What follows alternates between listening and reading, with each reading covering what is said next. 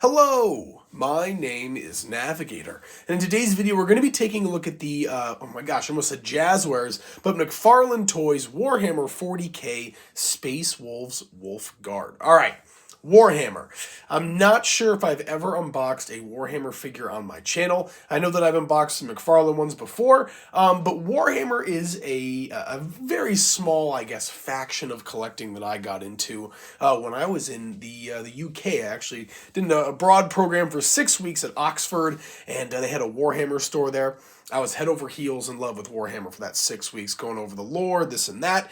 Actually, behind the box here, I do have some of my other Warhammer figures. When I was over there, though, this was about all I had. There was like one comic store there, and all they sold were these Warhammer action figures, and I like customized them a little bit. You know, there's some Sharpie and some paint, and there's little ropes on this. What I'm going to end up doing is kind of buffing that out. This one thing that I did add to these figures that I can't get rid of, though, is I added like battle damage to them and kind of scuffed them up a little bit. So I'll be keeping those. But all right, I'm rambling on. Anyways, that's how I got into collecting Warhammer figures. If you guys don't know anything about these figures, well, you're going to find out in this video. They are pretty cool.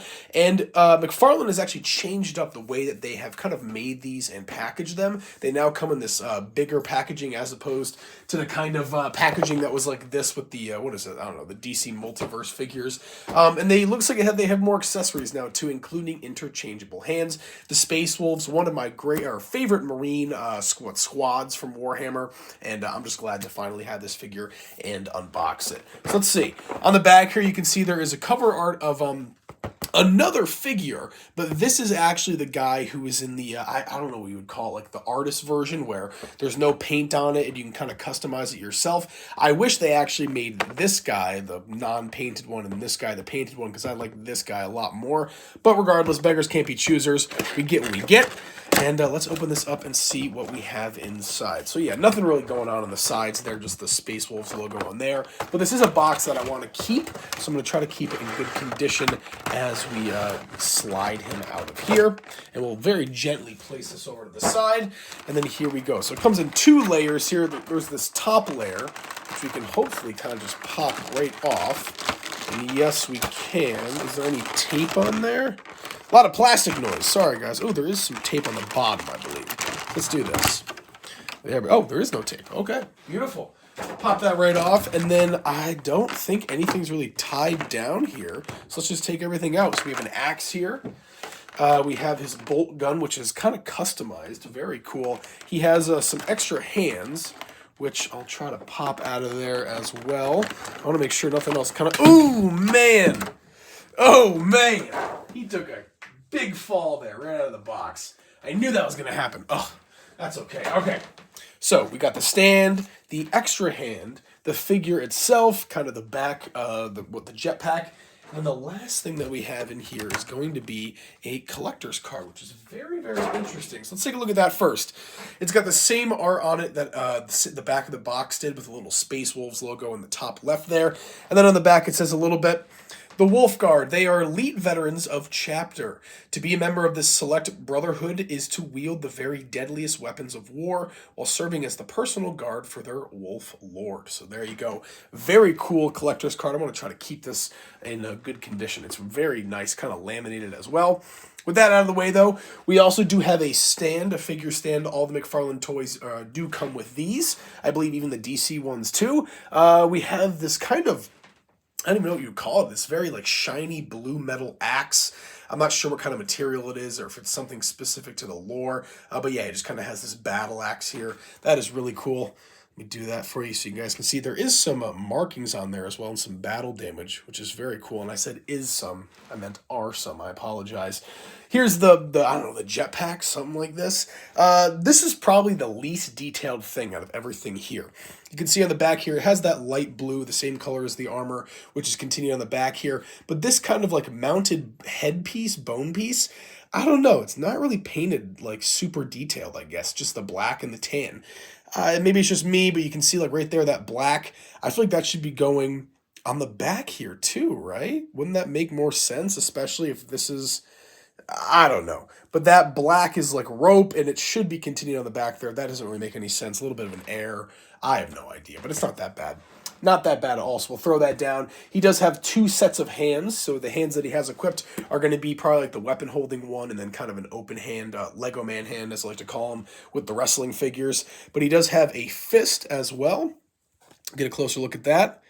If it'll zoom in, I wish it would. But yeah, it's just a pretty, light blue fist. Nothing too crazy. Can't put anything in the hand. And then he does have a pointing finger, which is something new. I've never seen these with the Warhammer figures. So there's that.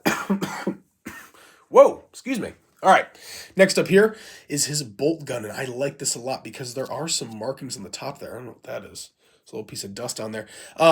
Some tribal markings there, kind of like these Nordic runes. That's the word I'm looking for, runes. He has a little tooth hanging off the end of the barrel there, and the same kind of runes on the other side. That's super cool. And then finally here, we can take a look at the figure itself. So starting here at the bottom, the same, kind of armor as all the other figures. We'll just get that out of the way. The feet here, they move fairly well. Not too bad. You can actually probably make this guy stand. Moving up the torso here, you can see there's more runes on here and more kind of scrapes and battle damage, I guess you could call it.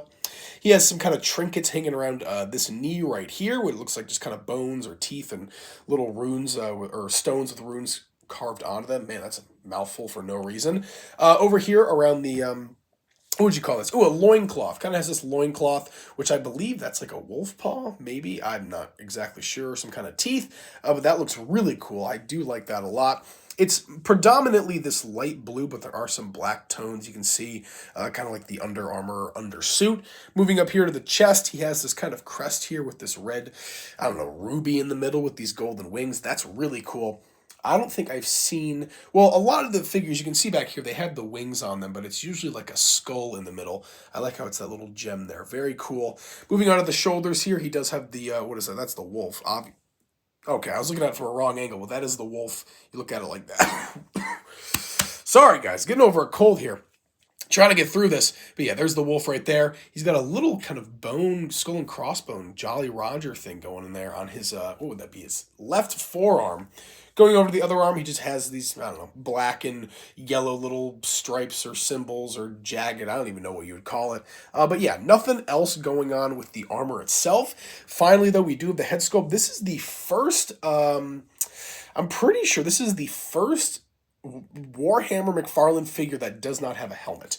I really haven't seen any of them that don't have a helmet. I think this is the first one in the line.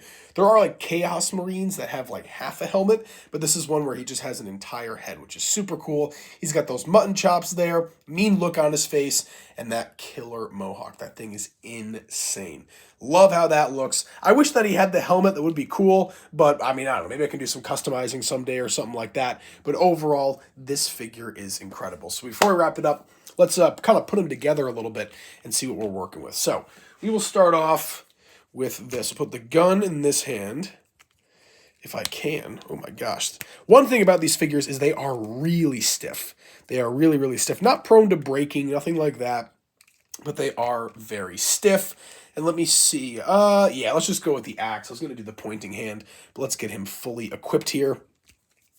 The plastic is soft enough at times where you can kind of wrench some of this stuff in here, but you can see there's just no gap there between the hand and the thumb, so you really got to press it.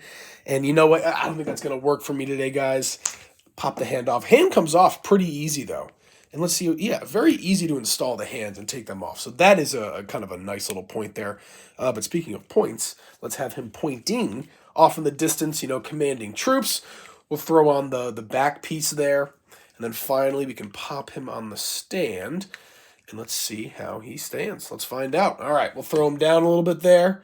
And yeah, he's doing an all right job. I'm sure if I fiddle around with him a little bit more, I can probably get a little bit more range there. But yeah, not bad. Not bad at all.